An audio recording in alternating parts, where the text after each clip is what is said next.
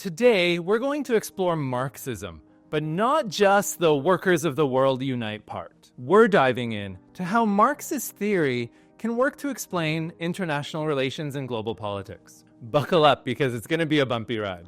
First off, what you might already know about Marxism is that it sees the world through the lens of class struggle. But when we zoom out, it's not just about factory workers and factory owners anymore. It's about states, economies, and the global rich versus the global poor. Let's start with the idea of imperialism. Vladimir Lenin, one of the founding leaders of the Soviet Union, argued that capitalism leads to imperialism because capitalists need to expand markets and control resources. It's like when your backyard isn't enough, so you decide to annex your neighbor's land to expand your vegetable patch. Then there's dependency theory, one of the major global politics theories of development and economics. This theory suggests that the global economic system keeps some countries underdeveloped, making them dependent on the industrial nations. Imagine if the world was one big school project. The lower income countries have the resources like trees, but sell those resources to the wealthier countries, who then sell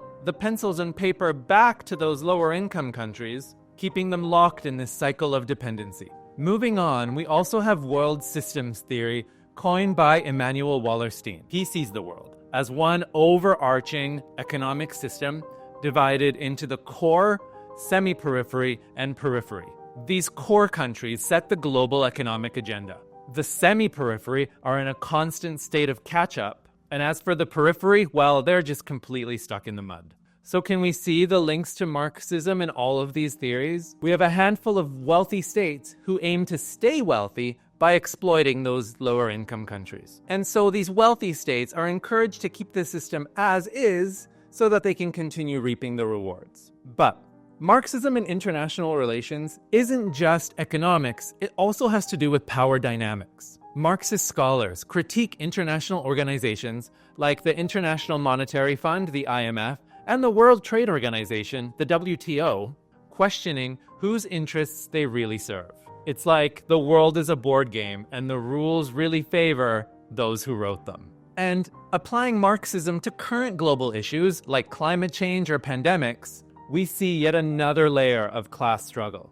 Wealthy countries might have the vaccines, the technology, and the resources that allow them to adapt, but what about the rest? Again, these lower income countries don't have the resources or ability to keep up, and so they just keep falling further and further behind. In terms of international solidarity, another major component of Marxist theory, Marxism asks if global cooperation can really exist without first addressing these international class disparities. Can we have a genuine relationship when one side holds all the power? This leads to discussions about global justice, reparations, and possibly wealth redistribution on a global scale. Finally, let's also bring in Antonio Gramsci's views on cultural hegemony, where the ruling class keeps power not just through force or economics, but also controlling the cultural narrative and the story of everything that we understand to be true. In global terms, this means more and more institutions in places like Silicon Valley and Wall Street shaping global worldviews and desires. In this case, once again, most of this ideological power comes from those already wealthy countries, and increasingly also corporations. But here's the kicker, what I've been saying might resonate with some of you, not just on the left, who we traditionally associate with Marxism, but also those on the right.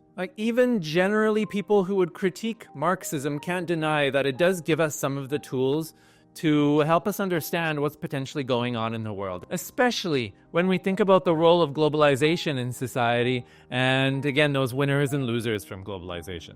It forces us to ask, who actually benefits from this global order? And that's a question that so many people are asking regardless of where you might be on the ideological spectrum. In conclusion, Marxism in global politics isn't about predicting when the communist revolution is going to happen, but it's about understanding all of these underlying power dynamics in the global order and how power, inequality, and economics in general are playing out on the world stage. Thanks for joining me in this exploration. Whether you agree with Marxist theory or not, it really does add some ideological spice to the stew of thinking about global politics. And as always, don't forget to like, subscribe, and we'll see you again next time.